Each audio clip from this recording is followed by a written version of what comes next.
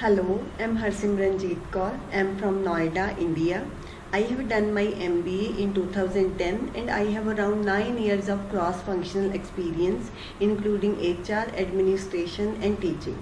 So, today I will present my views on the important fundamentals of global leadership and their importance for leading a diverse workforce. Leading a diverse workforce has become very critical and complex in this present scenario. As we know that globalization has interconnected the world economically and culturally, it has brought people together from different geography, faith, religion and culture. Therefore, understanding the concept of leading diverse workforce becomes a very vital aspect for any global leader.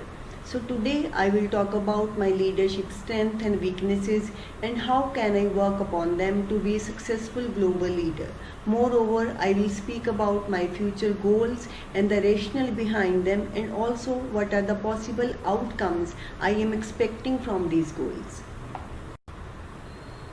Now I would like to talk about my primary strength and that is self-awareness.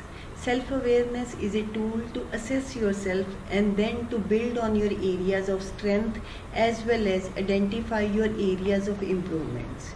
As according to Goldman in his article The Focused Leader, that leaders who pay attention to their inner voices can understand themselves and do maximum utilization of resources to make better decisions. Self-aware leaders are able to question their vulnerabilities without judging themselves. So if I talk about myself, having a clear understanding of my own abilities and limitations always allows me to work on my underdeveloped areas.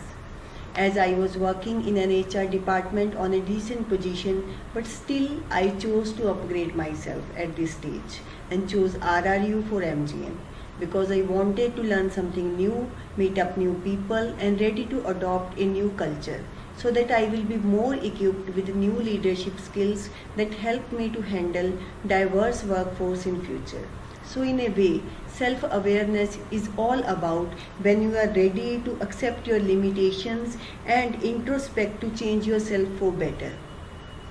Moreover, after completing emotional intelligence self-assessment, I got to know that I have highest score in decision making and perceiving and I can completely relate myself with it because of my self-awareness. As Goldman also explained that leaders who are good at perceiving things have a great sense of what is happening around them and it will help them to take decisions which are not only related to current situations but also beneficial for sound futuristic results. Therefore, self-awareness always helped me to understand how my behavior is impacting others, which further helped me to communicate more effectively and judge people better.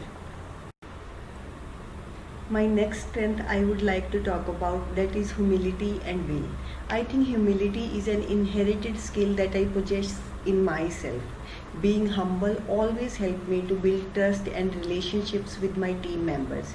As per Collins in his article, Level 5 Leadership, the Triumph of Humility and Fierce Resolve, that humility and will are the key ingredients that are needed in Level 5 leaders and it will help them to transform any company from good to great. Being a humble and modest person, I always try to approach my team members and employees first. Working as an HR, I always ensure that each and every employee is equally taken care of. It's very important for a leader to understand the emotional level of their employees and I did the same by initiating one-to-one meetings with my employees.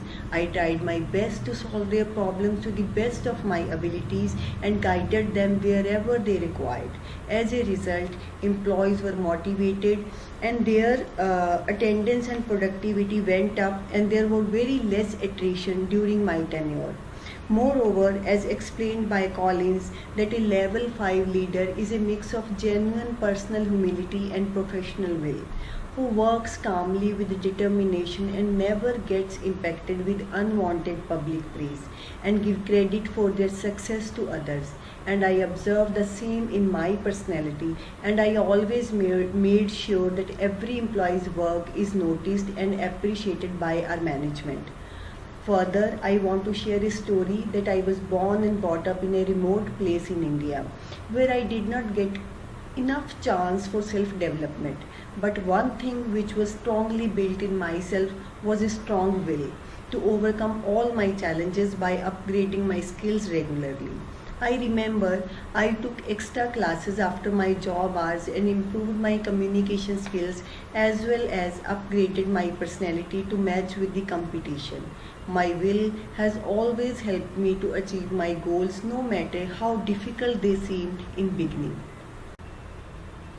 Now I would like to talk about my stretches. So after completing emotional intelligence self-assessment, I found that I'm lacking in managing my emotions. I feel that in some stressful situations, it becomes very difficult for me to manage the stress and it impacts on my behavior and overall productivity. So I feel emotional resilience is my area of improvement. As Hefts et al. Mentioned in their article Leadership in a Permanent Crisis, that strong emotional resilience is needed for leaders to adapt to any unforeseen future uncertainties.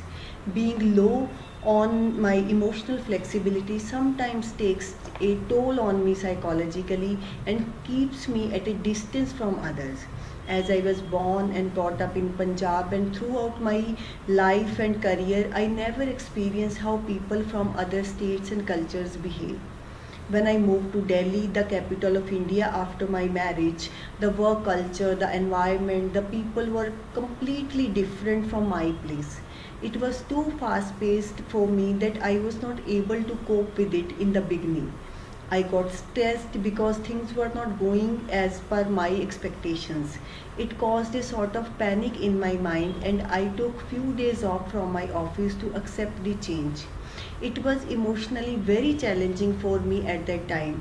So staying cool and keeping my composure is what I need to work upon myself. Another area I found out after completing my situational leadership self assessment that delegation is where I am lacking a bit. Delegation is an important skill for leaders to distribute their work to their subordinates and guide them to perform tasks efficiently.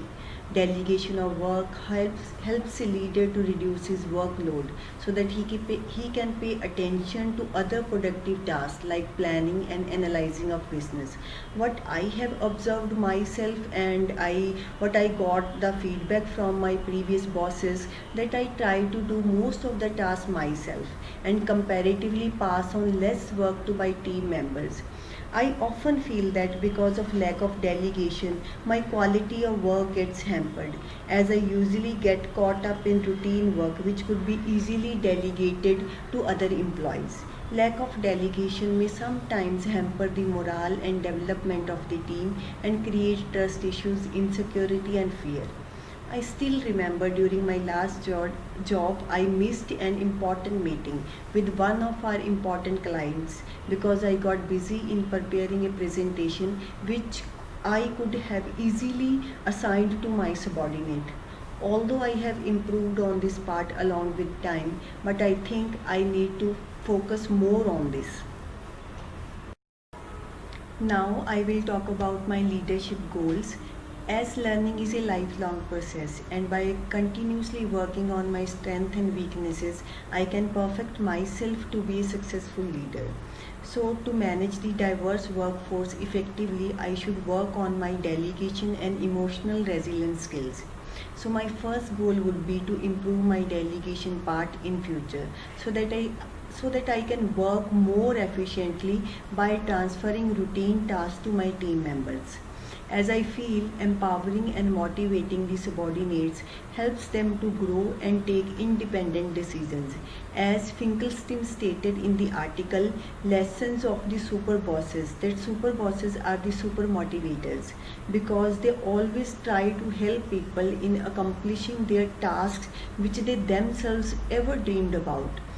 According to Kim and Mobergan's article Blue Ocean Leadership, the leaders should adopt the concept of blue ocean leadership, which shows that what acts and activities leaders should do less and which tasks leaders should do more to inspire other people.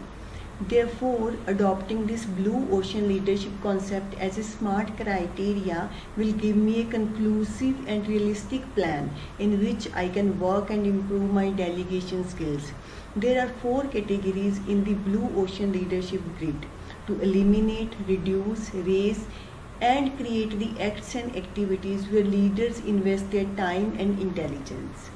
And in future I am definitely going to work on these approaches so that it can help me to grow and develop as a leader.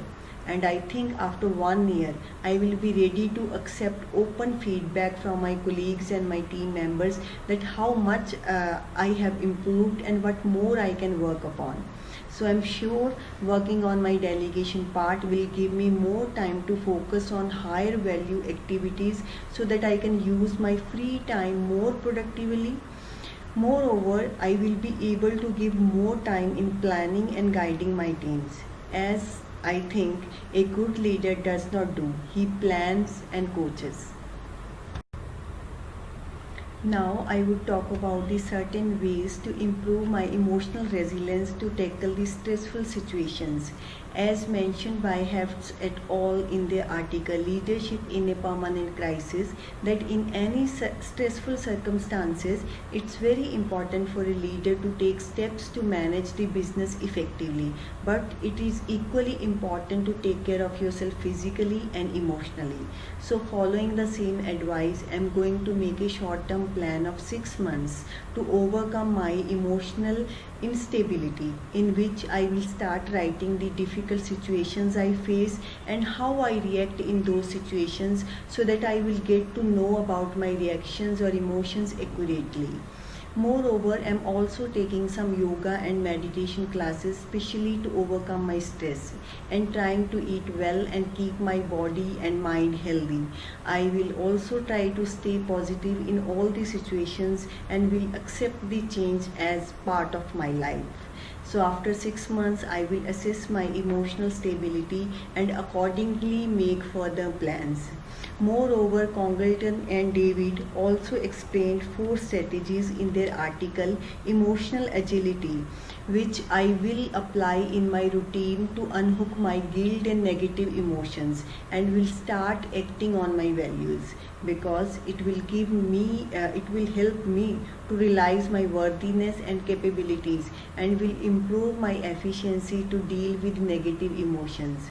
As explained by Hefts et al., that strong emotional resilience is needed for leaders to adapt to any unforeseen future uncertainties.